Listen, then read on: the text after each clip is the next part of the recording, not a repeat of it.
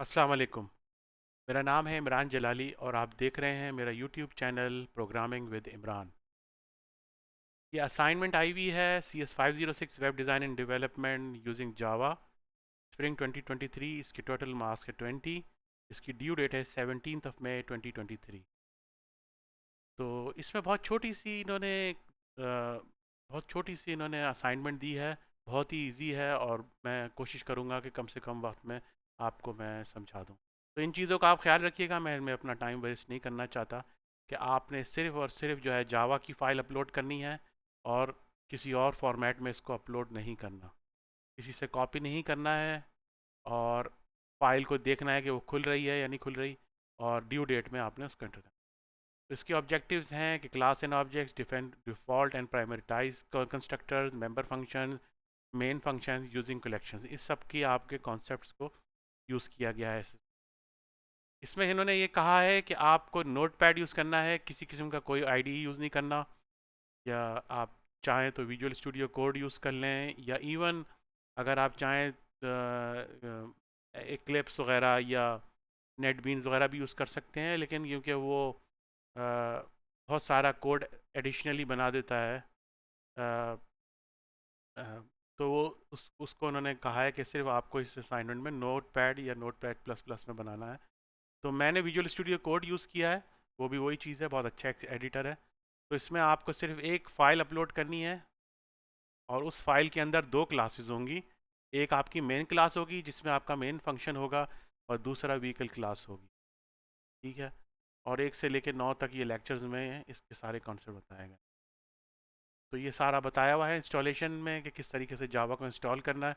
ये मेरी अपनी वीडियोस में भी जो प्लेलिस्ट बनी हुई है जावा की CS506 की, उसमें भी मैंने बताया, अगर आप चाहें तो उसे फॉलो कर सकते हैं।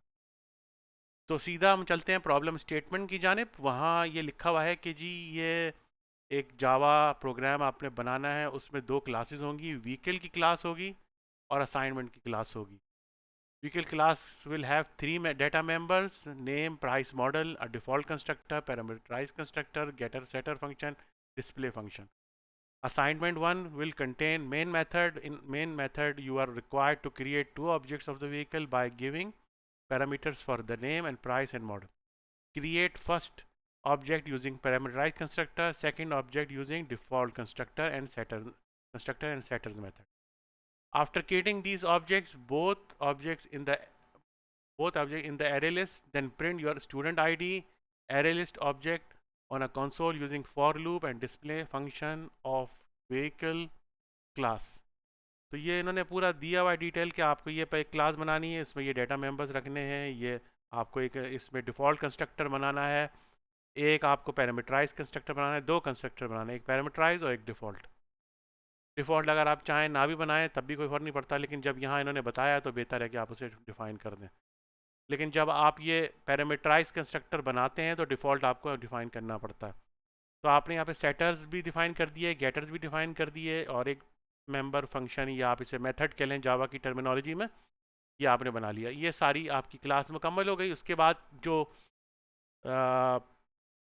उसके बाद जो ये असाइनमेंट क्लास है, उसमें मेन मेथड होगा जहाँ से आपका प्रोग्राम एग्जीक्यूट होगा। तो आपने ये क्लास बनानी है मेन, जो यहाँ से एक्सेस करेगी इस ऑब्जेक्ट को। तो सीधा हम चलते हैं उसकी जानिब। यहाँ इन्होंने छोटी सी एक डायग्राम दी हुई है, उसके बताया है कि जो स्टूडेंट का आईडी है ना, यहाँ जो डिस्प्ले कराएंगे उसमें आपको अपना आईडी डिस्प्ले करना। ठीक है। तो ये आपने करना है। तो छोटी सी असाइनमेंट है, बहुत छोटी सी, मैं आपको समझा देता हूँ। तो हम चलते हैं विजुअल स्टूडियो कोड में, जहाँ मैंने अपना पूरा कोड राइट किया हुआ है। तो सबसे पहले आप ये इंपोर्ट कर लेंगे एरे लिस्ट। अगर आपने ये इंपोर्ट नहीं की तो आप ये एरे लिस्ट यूज़ नहीं कर पाएंगे। तो आपने यहाँ पे सबसे पहले आ जाइए यहाँ पे नीचे। मेन को हम बाद में डिस्कस कर लेंगे। यहाँ पे एक व्हीकल क्लास ली है, जो उन्होंने इंस्ट्रक्शंस बताई थी, नेम, प्राइस, मॉडल। आप देख लीजिए, मैं इसको इसके साथ ही कर देता हूँ एडजस्ट। ये इसको इन्होंने कहा है कि आपको, सॉरी,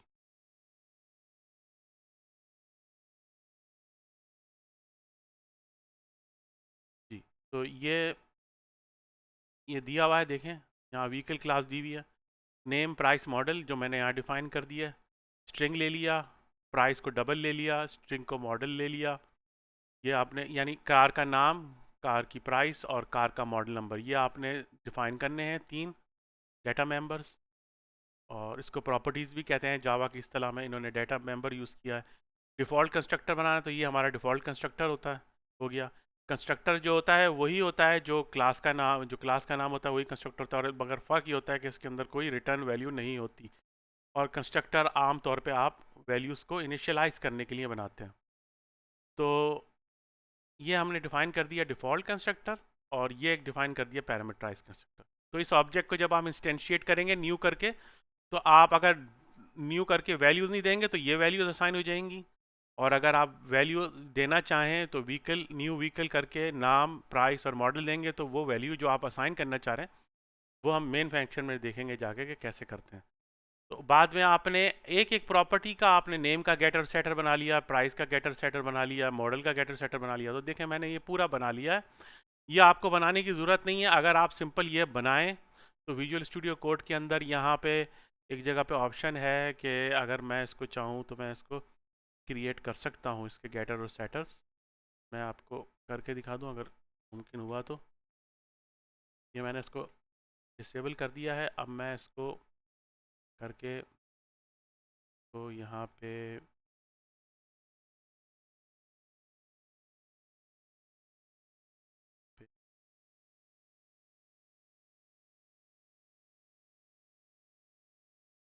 यहाँ पे एक ऑप्शन होता है वो आपके लिए गेटर और सेटर बना देता है। आप चाहें तो खुद भी बना लें, लेकिन यहाँ पर एक दिया हुआ होता है तरीका कि आप अगर खुद बनाना चाहें, मतलब अगर ये आप एडिटर को देना चाहें कि एडिटर खुद बना दे आपके गेटर और सेटर, तो बना सकते हैं। एनीवे मुझे यहाँ दिखाई नहीं दे रहा है ये, मुझे ज़रा सा देखना पड़ेगा। यहाँ पे आमतौर पे ऑप्शन होता है जिससे आप ये बनाते हैं अपने। मैं इसको यहाँ पर, हाँ देखें यहाँ पे ये है गेटर और सेटर्स बना दें, ये जनरेट गेटर्स जनरेट सेटर्स। तो आप इसको बना भी सकते हैं इस तरीके से, कि अगर आप चाहेंगे तो ये बना देगा, आपको लिखने की ज़रूरत नहीं है। तो मैं इसको अभी फ़िल वक्त डिसेबल कर, इन्हें दोबारा से हटा देता हूँ इसकी कमेंट, ताकि ये चल पड़े। तो मैंने सेट का बना लिया, सेट प्राइस का बना लिया, मॉडल बना लिया। फिर इस तरह गेट नेम, एक मेथड बनेगा आपका जो गेटर में फंक्शन बनेगा जो वैल्यू गेट करेगा और एक सेट करेगा। 3 प्रॉपर्टीज़ हैं तो टोटल आपके पास 6 गेटर और सेटर बनेंगे। उसके बाद एक आपने मेंबर फंक्शन, या जावा की इस्तेलाह में कहा जाए कि मेथड है, वो आप करेंगे। उससे आप डिस्प्ले कराएंगे नाम, प्राइस और मॉडल नंबर गाड़ी का। ठीक है, ये आपका एक क्लास बन गई। दूसरी क्लास आपकी बनी जो मेन क्लास असाइनमेंट 1 जावा जो उन्होंने कही।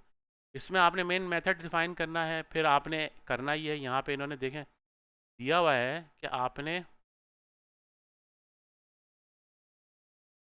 जो चीज़ डिफाइन करनी है यहाँ पे, तो मैं बड़ा कर लेता हूँ।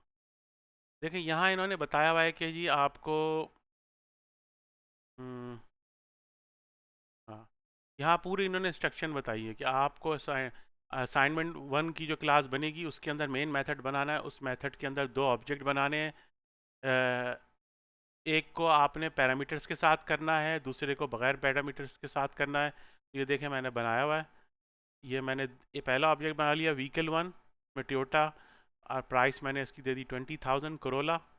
कोई भी गाड़ी दे दें, कोई मसला नहीं है। तो ये मैंने पैरामीटराइज कंस्ट्रक्टर के ज़रिए इस ऑब्जेक्ट को कॉल किया है। तो ये वाला कंस्ट्रक्टर कॉल होगा, ये वाला। और जब आप इसको,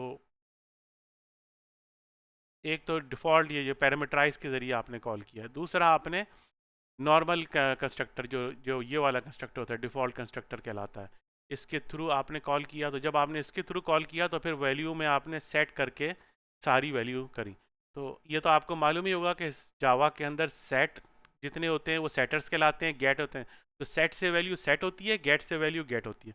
तो आपने तीनों की वैल्यू सेट कर दी। तो यहाँ हमने पैरामीटराइज कंस्ट्रक्टर के ज़रिए वैल्यू सेट की थी, यहाँ पे हमने बारी बारी करके डिफ़ॉल्ट कंस्ट्रक्टर के ज़रिए की। तो दोनों का तरीका एक ही है।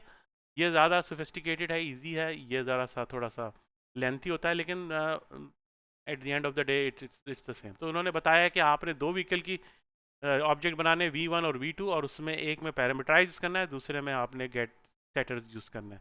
उसके बाद इन्होंने कहा है कि आपने एरे लिस्ट यूज़ करनी है। देखें यहाँ पे दिया हुआ है, इन्होंने दिया हुआ है कि भाई आपने यहाँ पे एरे लिस्ट यूज़ करनी है, और फिर उसमें वैल्यू को, ये दोनों व्हीकल्स को डालना और दोनों को प्रिंट करना।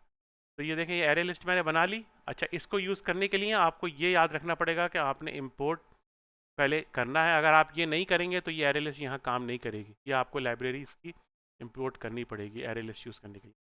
तो array list is just like an array, continuous elements जो होते हैं, जैसे एक नॉर्मल एरे होता है किसी भी लैंग्वेज में, इसी तरीके से हम किसी भी ऑब्जेक्ट के एरे बना सकते हैं, बजाय ये कि सिर्फ प्रिमिटिव डाटा टाइप यानी इंटीजर, फ्लोट वगैरह। तो ये हमने बना लिया व्हीकल का हमने एक लिस्ट बना ली। उसमें हमने व्हीकल्स डॉट ऐड का मेथड कॉल किया, जो कि इसका हिस्सा होता है एरे लिस्ट का, और उस ऐड के ज़रिए हमने ये वाला ऑब्जेक्ट पहले ऐड कर दिया। उसके बाद फिर ये V2 ऐड कर दिया, यानी ये वाला ऑब्जेक्ट कर दिया। तो हमारे पास इस वक्त दो गाड़ियाँ हैं, करोला और होंडा सिविक, ठीक है। उसके बाद इन्होंने कहा है कि यहाँ पर आपने अपना आईडी प्रिंट करना है। तो ये याद रखिएगा, आपने यहाँ पे अपना आईडी प्रिंट करना है। ये मैंने यहाँ पे फेक आईडी दिया हुआ है, यहाँ पे आपने अपना देना, ये देना ज़रूरी है, नहीं तो आपके मार्क्स कट जाएंगे। उसके बाद जब आप ये डिस्प्ले करा लें तो फिर एक लूप चलाना है व्हीकल लिस्ट के ऊपर, जो आपने लिस्ट यहाँ बनाई थी, और बारी बारी आपने डिस्प्ले का मेथड कॉल करना है, जो बारी बारी एक ऑब्जेक्ट को उठाएगा और उसकी जो मैं प्रॉपर्टीज है उसको डिस्प्ले करा देगा। तो ये पहली दफ़ा डिस्प्ले होगा, ये यहाँ पे दिया हुआ है, मैंने डिफ़ाइन किया हुआ है, देखें यहाँ पे डिफ़ाइन किया हुआ मैंने नेम, प्राइस और मॉडल को डिफ़ाइन किया हुआ है। यहाँ पे ये चलाएगा, डिस्प्ले कराएगा। उसके बाद फिर जो है ये मेथड ऑफ हो जाएगा। उसके बाद फिर ये प्रोग्राम आपका इसी तरीके से एंड हो जाएगा। तो ये छोटी सी एक्सरसाइज थी, उम्मीद है आपको समझ में आ गया होगा। अपनी वीडियो ख़त्म करने से पहले आपसे गुजारिश करूँगा, काइंडली मुझे सपोर्ट करें, मेरे चैनल को सब्सक्राइब करें, लाइक करें, अपने दोस्तों के दरमियान शेयर करें। आपका कुछ नहीं जाएगा, मैं आपके लिए हेल्प के लिए यूज़फुल वीडियोस बनाता रहता हूँ प्रोग्रामिंग से रिलेटेड। मेरे पास एक वसी तजर्बा मौजूद है प्रोग्रामिंग का, 20 साल का।